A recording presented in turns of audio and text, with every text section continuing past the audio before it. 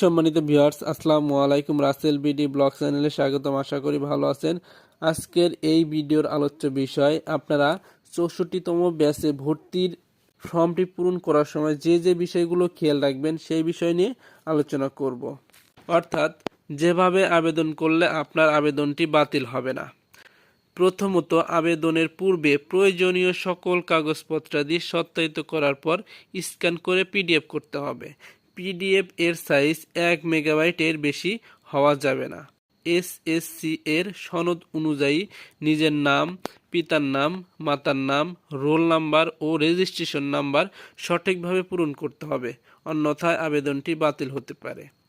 জাতীয় পরিচয়পত্র অথবা জন্ম নিবন্ধন পত্রের নম্বরটি সঠিকভাবে প্রদান করতে হবে এবং বারবার চেক করতে হবে কোনো জায়গায় ভুল হলো কিনা।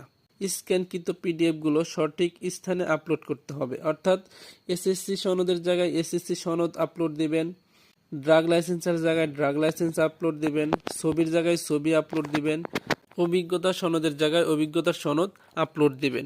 এখানে অনেকেই ভুল করে, যেখানকার জিনিস সেখানে আপলোড না দিয়ে অন্য জায়গায় আপলোড দিয়ে দেয়। এর ক্ষেত্রে অনেকের আবেদন বাতিল হয়ে যায়। প্রোফাইলের ছবির সাইজ 300:300 পিক্সেল এবং 1 মেগাবাইটের কম হতে হবে। আপনি 47 বা এর পূর্বের ব্যাচ হলে ড্রাগ লাইসেন্স বা প্রত্যয়নপত্রের প্রয়োজন নেই। আপনি 48 এর পরের ব্যাচ হলে অবশ্যই ড্রাগ লাইসেন্সের ফটোকপি প্রদান করতে হবে। ড্রাগ লাইসেন্সটি আপনার নিজের হলে প্রত্যয়নপত্র প্রয়োজন নেই, অর্থাৎ ড্রাগ লাইসেন্সটি যদি আপনার নিজের নামে হয় তাহলে প্রত্যয়নপত্রের দরকার হবে না। ড্রাগ লাইসেন্সটি আপনার নিজের না হলে প্রত্যয়নপত্র অবশ্যই প্রয়োজন হবে। সেক্ষেত্রে প্রত্যয়নপত্রে অবশ্যই ড্রাগ লাইসেন্সের মালিকের স্বাক্ষর থাকতে হবে এবং তার সিল থাকতে হবে, অন্যথায় আবেদনটি বাতিল হবে। আপনার আবেদনের সঠিক ও সচল মোবাইল নাম্বার এবং ইমেল নাম্বার প্রদান করতে হবে এবং বাংলাদেশ ফার্মেসি কাউন্সিল থেকে প্রাপ্ত এসএমএস বা ইমেইল প্রাপ্ত নির্দেশনা অনুসরণ করতে হবে।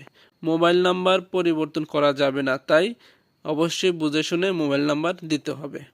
বাতিলকৃত আবেদন ফি অফেরতযোগ্য, অর্থাৎ আপনি যে টাকাটা আবেদন করার সময় প্রদান করবেন সেই টাকাটা ফেরত পাবেন না। যদি কোনো কারণে আপনার আবেদনটা বাতিল হয়ে যায় তারপরেও আপনাকে টাকাটা ফেরত দেবে না।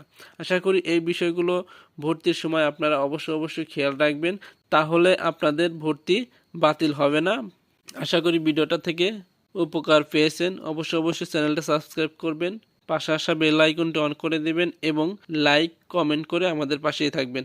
আবার কথা হবে অন্য কোনো বিষয় নিয়ে। ততক্ষণ পর্যন্ত ভালো থাকবেন। আসসালামু আলাইকুম।